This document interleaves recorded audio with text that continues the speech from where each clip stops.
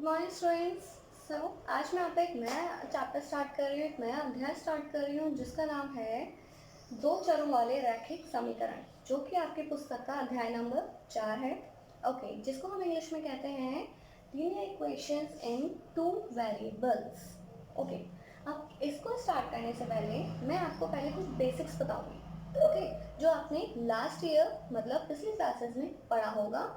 तो आज मैं आपको बताऊंगी कि बीजगणित के कुछ इम्पोर्टेंट टर्म्स।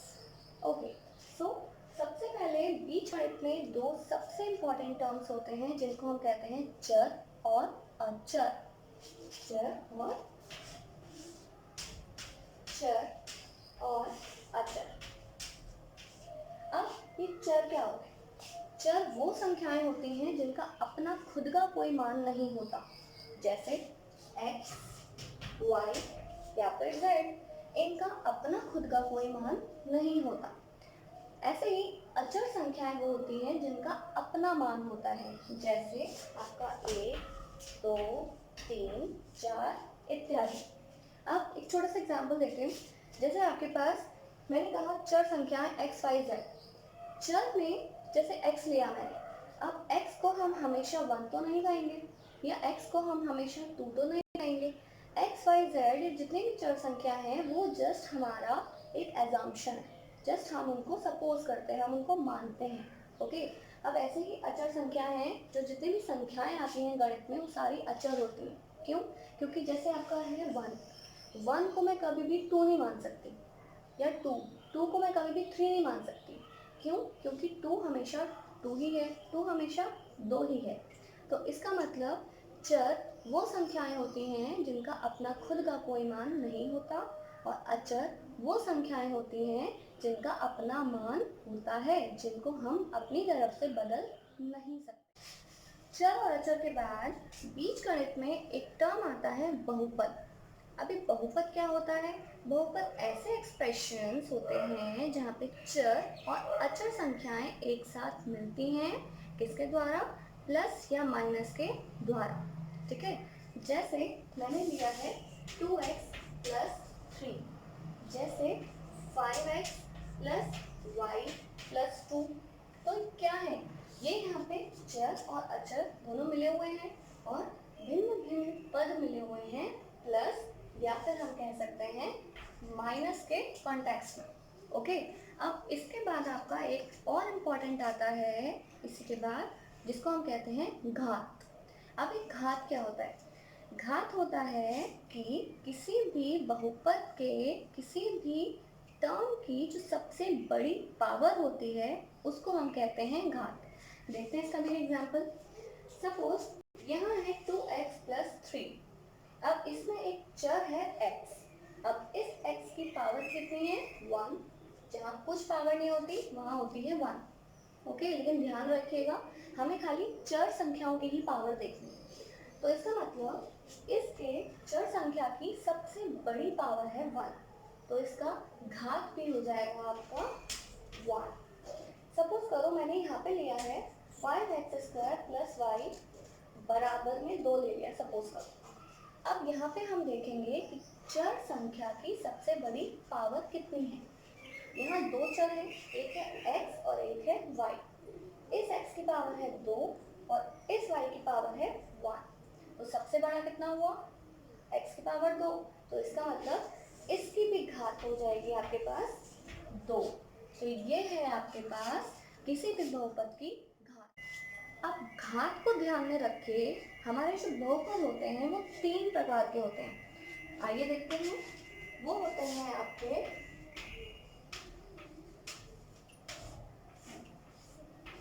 अब जिस बहुपद की घात 1 होती है वो होता है आपका रैखिक बहुपद। वो होता है रैखिक बहुपद। जिस बहुपद की घात 2 होती है उसको हम कहते हैं द्विघात। उसको हम कहते हैं द्विघात बहुपद। और जिस बहुपद की घात 3 होती है वो होते हैं त्रिघात बहुपद। त्रिघात बहुपद। तो घात के अनुसार मैं एक बार बता देती हूँ, घात के अनुसार हमारे बहुपद 3 भागों में डिवाइड किए गए हैं। जिस बहुपद की घात 1 होती है मतलब हाईएस्ट पावर 1 होती है, उसको हम कहते हैं रैखिक बहुपद। जिसकी घात 2 होती है उसको हम कहते हैं द्विघात बहुपद, और जिसकी घात 3 होती है उसको हम कहते हैं त्रिघात बहुपद। अब इस चैप्टर में हम पढ़ने वाले हैं ऐसे बहुपद जिनकी घात होती है 1, दैट इज रैखिक बहुपद। तो इस पूरे चैप्टर में आपके पास जितने भी बहुपद आपको देखने मिलेंगे सारे आपके रैखिक बहुपद ही होंगे। अब आ जाते हैं अपने चैप्टर पे, जो कि है दो चर वाले रैखिक समीकरण। अब एक और वर्ड रह गया कि समीकरण क्या होता है। समीकरण मतलब होता है जहाँ पे बराबर का चिन्ह लगा हो। सपोज आपके पास है 2x प्लस 3, लेकिन ये एक समीकरण नहीं है। लेकिन अगर इसमें मैं बराबर 2 लगा दूँ या बराबर 3 लगा दूँ या बराबर कुछ भी रख दूँ तो ये आपका बन जाएगा एक समीकरण। बेसिकली समीकरण क्या होता है, जहाँ पे बराबर का साइन होता है। आगे आता है आपका लीनियर इक्वेशंस इन 2 वेरिएबल्स। इसको पढ़ने से पहले हम करेंगे आपके एक चर वाले रैखिक बहुपद। एक चर वाले रैखिक बहुपद और समीकरण। ओके, अब एक चर मतलब ऐसे समीकरण होंगे हमारे पास जहाँ पे सिर्फ एक ही चर होगा, या तो x या y या z, लेकिन दो नहीं होंगे। ओके, लाइक अब रैखिक है, इसका मतलब क्या है कि हमारी इसकी घात एक ही होगी, मतलब पावर में एक के अलावा कुछ नहीं हो सकता। तो ऐसे हम समीकरण पढ़ेंगे और उनका मान निकालेंगे। एक उदाहरण देती हूँ मैं आपको। सपोज इसी को लेते हैं, मेरे पास है 2x प्लस 3 बराबर में 0 रख दिया। अब यहाँ पे मुझे इस चर की निकालनी है घात। ओके, अब घात में कैसे निकालूंगी देखते हैं। प्लस का 3 चला जाएगा उस तरफ, जो कि वहाँ जाके हो जाएगा माइनस का 3। तो यहाँ आ गया 2x बराबर माइनस का 3, और ये यहाँ पे गुणा हो रहा है तो वहाँ पे जाके भी ये हो जाएगा भाग। तो इसका मतलब x का मान आ गया -3/2। ओके, इस तरह से बच्चों आप रैखिक समीकरण के एक चर का भाग निकाल सकते हैं, उनका मान निकाल सकते हैं।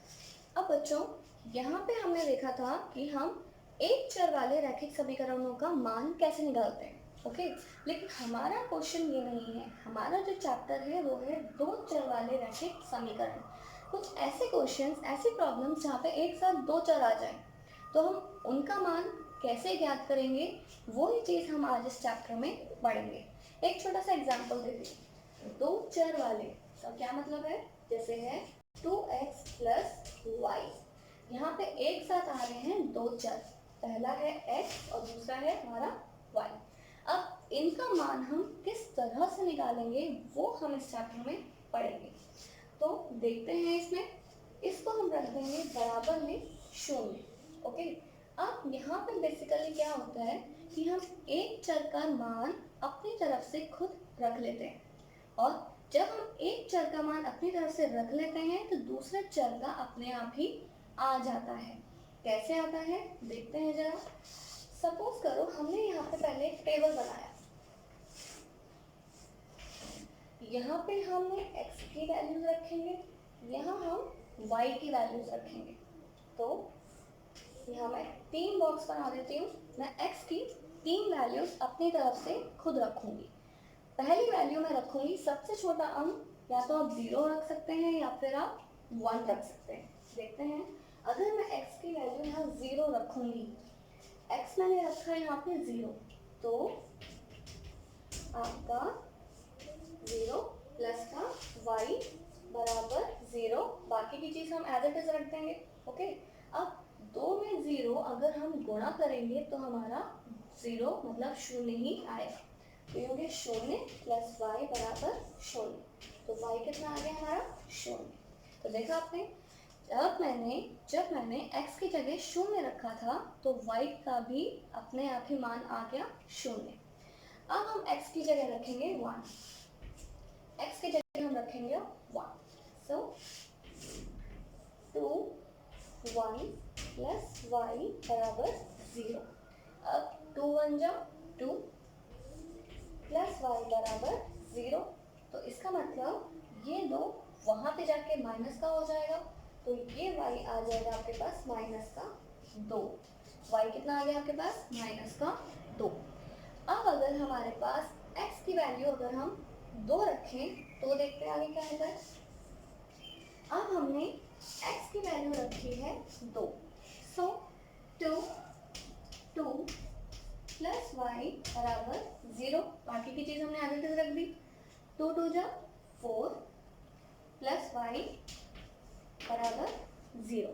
तो इसका मतलब 4 वहाँ पे जाके हो जाएगा माइनस का, तो y यहीं पे रह गया, 4 वहाँ जाके हो गया माइनस का 4. तो देखा आपने कैसे हम एक चर की वैल्यूज अपनी तरफ से डाल रहे हैं और दूसरे चर की वैल्यूज ऑटोमेटिकली हमारे पास आती जा रही है. तो एक बार और देखते हैं.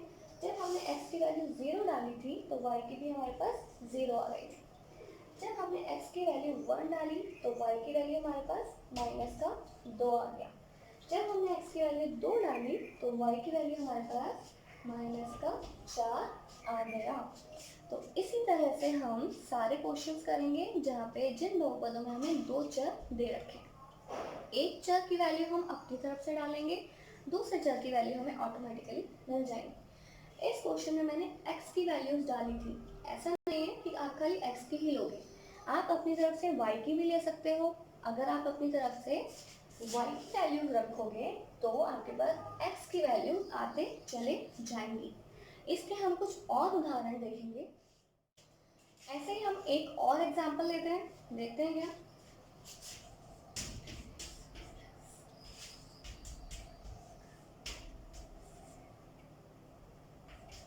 यहाँ मैंने लिया है 3x प्लस 2y बराबर में माइनस का 3. अब की बार मैंने x की नहीं, अब की बार मैं y की वैल्यूज रखूंगी अपनी तरफ से. चलिए देखते हैं. मैंने एक डब्बा बना लिया है, यहाँ लिखा x, यहाँ लिखा y. ओके. अब वैसे ही हम लेते हैं. अब की बार मैं y की पहले वैल्यू एज्यूम कर रही हूँ. y की जगह मैं रखूंगी सबसे पहले 0. तो y की जगह मैंने रखा है 0. तो मेरे पास x की वैल्यू क्या आएगी देखते हैं. यहाँ है 3x प्लस 2 शून्य बराबर माइनस का 3. बाकी की सारी वैल्यूज हम एज इट इज रख देंगे. 2 मल्टीप्लाई 0 0, तो 3x प्लस 0 बराबर माइनस का 3. तो 3x बराबर माइनस का 3 और x बराबर हो जाएगा माइनस 3 अपॉन 3, कट के हो जाएगा ये माइनस का 1. तो जब y 0 आया था तो x आ गया था माइनस का 1. ओके. अब ऐसे ही हम x की जगह रखेंगे 1 या फिर y की जगह रखेंगे 1. जब हमने y की जगह 1 रखा तो देखिए क्या आता है. 3x प्लस 2 1 बराबर माइनस का 3.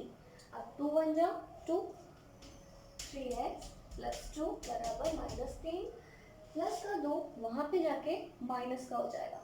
तो 3x बराबर माइनस 3 माइनस का 2. अब यहाँ पे माइनस माइनस प्लस, तो 3 और 2 कितना 5, और बड़ी संख्या है यहाँ 3, तो 3 वाला साइन यहाँ नीचे आ जाएगा और 3x बराबर में यहाँ आ जाएगा. अब यहाँ पे x यहीं रहेगा और 3 उधर जाके भाग हो जाएगा. तो x आ गया आपका माइनस 5 बटा 3. तो जब y 1 था तो x कितना आया माइनस 5 बटे में 3. ऐसे ही आप y की कोई भी वैल्यू रखोगे तो x की वैल्यू ऑटोमेटिकली आपके पास आती चले जाएंगी. तो देखा आपने कि कैसे हम दो चरों वाले रैखिक समीकरण का मान कैसे निकालते हैं. एक बार और मैं बता देती हूँ. जब हमें दो चर वाले रैखिक समीकरण मिलते हैं तो एक चर का मान आप अपनी तरफ से डालिए और दूसरे चर का मान आपके पास ऑटोमेटिकली आ जाएगा.